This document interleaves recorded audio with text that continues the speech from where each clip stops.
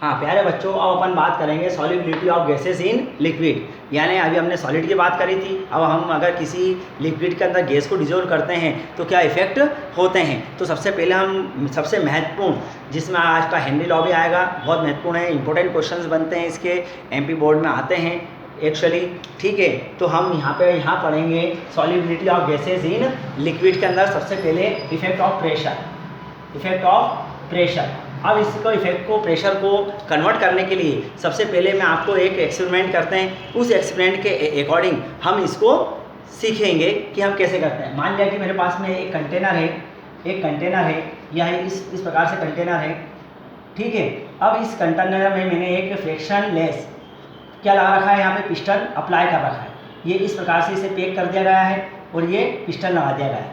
यहाँ पे प्रेशर क्या हो गया इसका, P अपन मान लेते हैं कि मान लिया कि इसका भी P1 क्या है हमारा प्रेशर है। यहाँ पे हमने क्या कर दिया, यहाँ पे सॉल्यूशन यानी यहाँ पे वाटर है और उसमें जो भी गैस है वो डिजोल्व कर दी गई है। यहाँ पे गैस डिजोल्व कर दी गई है, यानी अगर मैंने यहाँ पे लिया तो ये गैसेस हमने पॉइंट आउट करके यहाँ पे ये गैसेस के मॉलिक्यूल्स और यहाँ पे भी गैसेस के मॉलिक्यूल्स आपको नजर आएंगे, बारी मॉलिक्यूल्स यहाँ पे नजर आएंगे। ठीक है, ऊपर ये हमारे पास में आ गया। ठीक है, ये तो हमारे पास में क्या हो गया, सॉल्यूशन। क्या हो गया बेटा, ये सॉल्यूशन हो गया। ठीक है, अब हम यहाँ पे क्या करते हैं, और ये जो पार्टिकल्स होगा ये क्या होगा हमारे पास में, गैस के पार्टिकल्स होगा। बेटा समझ में आ गया आपके पास में। अब हमने क्या करा इसके अंदर कि इसके अंदर वापस से एक और कंटेनर लिया और उसमें हमने इसके जो प्रेशर था, जो फ्रैक्शन था, इसको हमने बढ़ा दिया। अब हमने क्या करा, यहाँ पे देखेंगे कि एक और कंटेनर लिया था, अब इसे मैं थोड़ा नीचे बना दूंगा। यहाँ पे अपन ने प्रेशर लिया था, ये प्रेशर बढ़ा दिया यहाँ पे, और प्रेशर यहाँ पे अप्लाई करते गए, प्रेशर अप्लाई करते गए, यहाँ से ये नीचे आ गया। यहाँ पे वही जो सॉल्यूशन था, ये वाटर था और ये डिजोल्व हो गया था।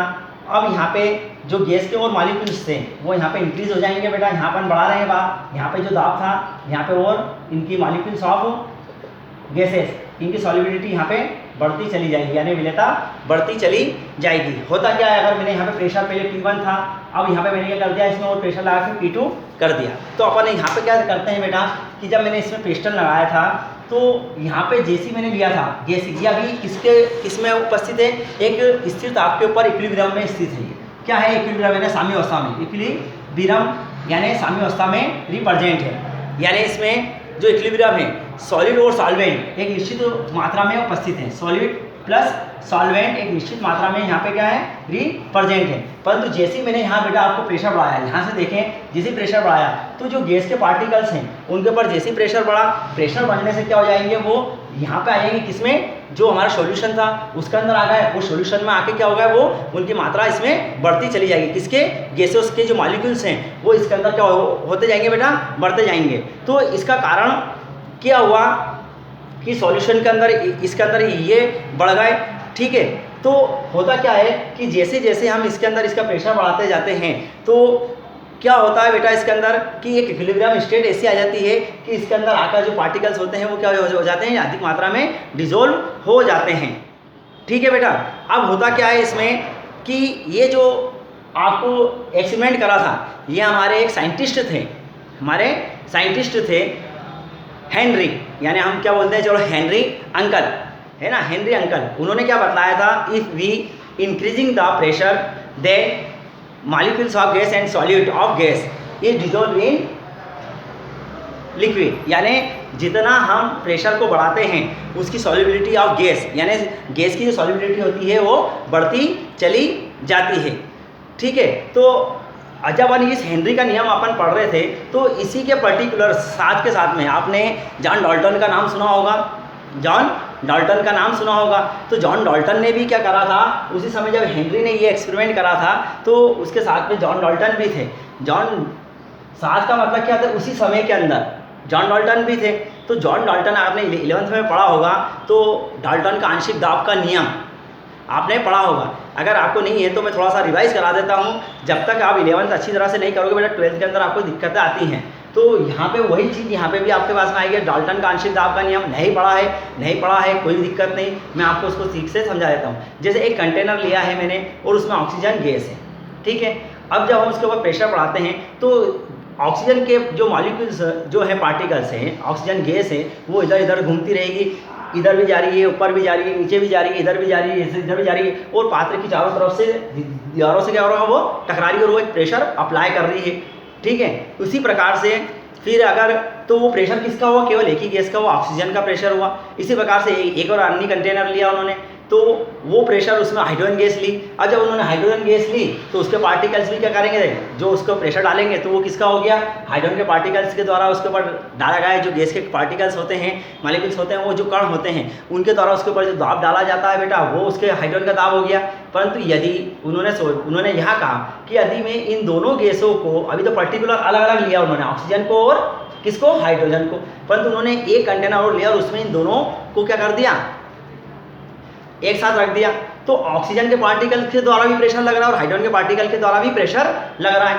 तो उन्होंने बताया था कि अब जो पूरा टोटल उस कंटेनर का प्रेशर होगा, ना तो ऑक्सीजन के मॉलिक्यूल्स का होगा, ना ही हाइड्रोजन के, फिर कैसे होगा, उन दोनों का सम होगा, उनके आंशिक दाबों का योग होगा। यानी उन्होंने क्या करा था कि अगर ऑक्सीजन है, अगर वो प्रेशर लगाती तो सारे के सारे कण ही प्रेशर नहीं लगा रहे, हाइड्रोजन है तो सारे के सारे कण ही प्रेशर नहीं लगा रहे, तो उन्होंने उसको क्या करा, एक आंशिक यानी पार्शल, यानी थोड़ी मात्रा में ऑक्सीजन थोड़ी मात्रा में हाइड्रोजन, तो उनका जो सम था, यानी टोटल उस कंटेनर का जो सम आएगा, यानी अगर P मान लिया तो ये क्या हो गया, ऑक्सीजन का पार्शियल फ्रैक्शन और ये हाइड्रोजन का पार्शियल फ्रैक्शन का सम ही उसका टोटल प्रेशर कहलाएगा। ये किसने बतलाया था, जॉन डाल्टन ने बतलाया था कि अगर हम एक कंटेनर में ज़्यादा अधिक गैसें ले लें तो उनका जो प्रेशर होगा वह उनका टोटल प्रेशर होगा। ठीक है, ये जब उन्होंने बताया ना, प्रेशर जैसे जैसे बढ़ता जाता है वैसे सॉलिबिलिटी बढ़ती है। ठीक है, ये बात हेनरी ने भी करी यहाँ पे। ठीक है, परंतु जब जॉन डाल्टन थे, उसने बोला कि आप सॉलिबिलिटी की बात कर रहे हो, ये जहाँ पे मैंने आपको सॉलिबिलिटी लिखी है, तो सॉलिबिलिटी जो होगा उसको शो करने के लिए कोई तो टर्म होनी चाहिए। सॉल्यूबल हुआ है कि कैसे पता लगाओगे आप कि जो सॉल्युबिलिटी है उसमें कोई भी आपका सब्सटेंस है वो क्या हुआ, सॉल्युबल हुआ है ना। तो आपको सॉल्युबिलिटी को शो करने के लिए कुछ ना कुछ तो टर्म चाहिए। तो हमारे पास कैसी टर्म है मास वॉल्यूम है, वॉल्यूम है, नॉर्मलिटी है, फॉर्मेलिटी है, फॉर्मलता है। ठीक है, ये सब है। तो हेनरी ने भी क्या करा कि जॉन डाल्टन ने जिस प्रकार से उस प्रेशर को नापने के लिए 11th क्लास में जब पार्शियल फ्रैक्शन का उपयोग किया था, तो उन्होंने भी क्या करा, यहाँ पे पार्शियल ही प्रेशर का उपयोग करा। जो हमारे हेनरी ने, किसने, जॉन हेनरी ने प्रयोग करा था। क्या, पार्शियल का प्रयोग करा था उन्होंने, किसने, हेनरी ने। उन्होंने क्या करा था कि पार्शियल प्रेशर उपयोग करा उन्होंने भी यही करा था। तो हेनरी की बात पर उन्होंने जॉन डाल्टन की बात पर फोकस किया। तो जब दोनों की बातों को हमने मिलाया तो एक ही चीज़ आई, पार्शियल प्रेशर।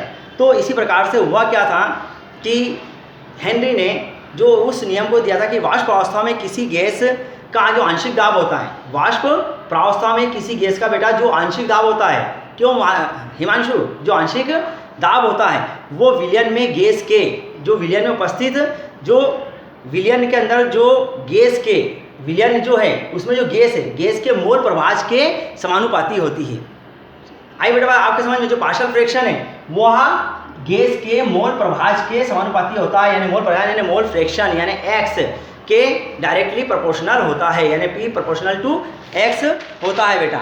ठीक है, समझ में आया आपके। तो जहाँ x क्या है हमारे पास में, x क्या है बेटा, मोल फ्रैक्शन। x क्या है हमारे पास में, मोल फ्रैक्शन है। ठीक है, यहाँ पे P क्या है, पार्शियल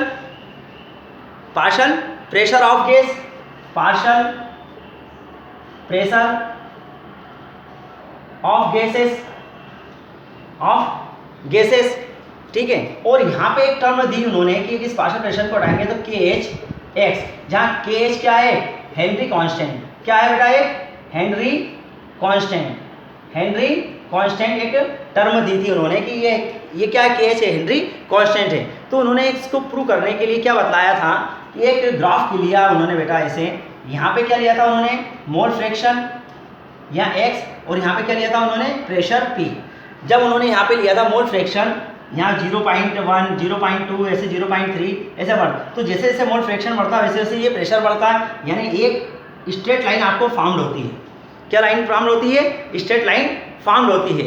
तो ये क्या प्रूव करती है, ये स्ट्रेट लाइन हमें क्या प्रूव करती है, जैसे जैसे प्रेशर बढ़ाते जाते हैं वैसे वैसे मोल फ्रैक्शन भी बढ़ता चला जाता है। जैसे जैसे मोल फ्रैक्शन बढ़ता है यानी जो गैस है, जो गैस के मॉलिक्यूल्स हैं, उसकी लिक्विड में सॉल्युबिलिटी बढ़ती चली जाती है बेटा। ये इस चीज़ को प्रूव कर रहा है, ये हेनरी ने दिया था, बड़ा इंपॉर्टेंट है। इन चीज़ को ध्यान रखाओ कि जैसे हम ग्राफ से जब सीखते हैं तो किताबों में ग्राफ ऐसे नहीं बने होते हैं हमारे पास में, कि जब हम इसको प्रेशर को इंक्रीज करते हैं तो देखो वैसे वैसे मोल प्रवाह भी बढ़ता जाता है, और मोल प्रवाह डायरेक्टली प्रोपोर्शनल होता है। इसमें जैसे मोल प्रवाह अधिक होगा तो उसकी क्या होगी, सॉल्युबिलिटी बढ़ती चली जाएगी। अब हम क्या करते हैं कि हेनरी का जो ये लॉ था बढ़ गया, परंतु हम इसके रेसिप्रोकल करके देखते हैं। तो यहाँ पे क्या आ गया, के सेकंड टर्म में देखते हैं यहाँ पे K H equal to P upon X, यानी अगर पी कांस्टेंट हो बेटा, यदि कोई भी हम एक्सपेरिमेंट कर रहे हैं और उस एक्सपेरिमेंट में हमने इसे कांस्टेंट ले लिया पी, यानी स्थिर है, तो केज क्या हो गया, डायरेक्टली प्रोपोर्शनल टू मोल प्रभाज के 1/x, यानी समानुपाती हो गया x। यानी अब इस चीज़ से समझो, यदि आपके पास में मोल प्रभाज अधिक है तो इसका कांस्टेंट क्या होगा, केज हेनरी स्थिरांक कम होगा। परंतु यदि मोल प्रभाज कम है तो केज अधिक होगा, और अगर मोल प्रभाज अधिक है तो केज का मान क्या होगा, कम होगा। ठीक है बेटा, अगर हम इसको एक चीज़ से समझें कि अगर मैं आपको केवल एक ऑक्सीजन का देता हूँ, ये ऑक्सीजन है, और इसको एक टेम्परेचर यहाँ पे दे दिया, यहाँ पे क्या दे दिया मैंने आपको बेटा, टेम्परेचर, और यहाँ पे केज कांस्टेंट दे दिया। केज कांस्टेंट है के बार, केज कांस्टेंट है के बार। अगर मैंने 293 केल्विन लिया है, 293 केल्विन लिया है यहाँ पे बेटा, 293 केल्विन ले लिया। अब 293 केल्विन ले लिया और यहाँ पे 303 केल्विन ले लिया, ठीक है, 303 केल्विन ले लिया। तो यहाँ पे इसकी जो केज का पॉइंट आ रहा है वो कितना आ रहा है, 34.86 समथिंग आता है, इसका 46.56 से समथिंग इसका आता है केज। तो इससे आप क्या समझे, ध्यान से देखो कि अगर मैंने टेम्परेचर को बढ़ाया तो केज कांस्टेंट कितना था इसका, ऑक्सीजन गैस का, यहाँ 293 केल्विन पर 34.86 था, परंतु जैसे ऑक्सीजन का टेम्परेचर 303 केल्विन करा तो उसका कांस्टेंट क्या बढ़ गया, 46.56। तो याद रखो कि जब हम टेम्परेचर बढ़ाते हैं तो केज का कांस्टेंट क्या होगा, बढ़ेगा। जब केज बढ़ेगा तो एक्स क्या होगा, कम होगा, मोल प्रभाज क्या होगा, कम होगा। जैसे फ्रैक्शन कम होगा और यदि टेम्परेचर कम है तो केज का मान कम होगा, तो केज का मान कम होगा तो मोल प्रभाज अधिक हो जाएगा। तो अब एक टर्म इस चीज़ से समझो कि जो हेनरी ने हमें ये गैस के लिए अलग अलग पर्टिकुलर निकाल के दिए हैं। तो एक मछली है बेचारी, जो मछली होते हैं बोलो बिन पानी तड़पती है, अगर मैं उसे एक ठंडे पानी में रखूं और एक गर्म पानी में रखूं, तो आप बच्चों मेरे को बतलाओ कि उसे गर्म पानी में रखना सही है या ठंडे पानी में रखना सही है। किसके अंदर आपको हमेशा याद रखना चाहिए कि 100 ml जो भी लिक्विड होता है, जल होता है, उसमें 3.02 समथिंग गैस होती है, ऑक्सीजन, इतनी ऑक्सीजन गैस होती है जो किसी भी जल या जीने वाले के लिए आवश्यक होती है, 3.02 होती है, जो हम उसके अंदर रह के जीवन यापन कर सकते हैं। ये ऑक्सीजन की मात्रा है बेटा, हमने एक एक्सपेरिमेंट निकाली जाती है।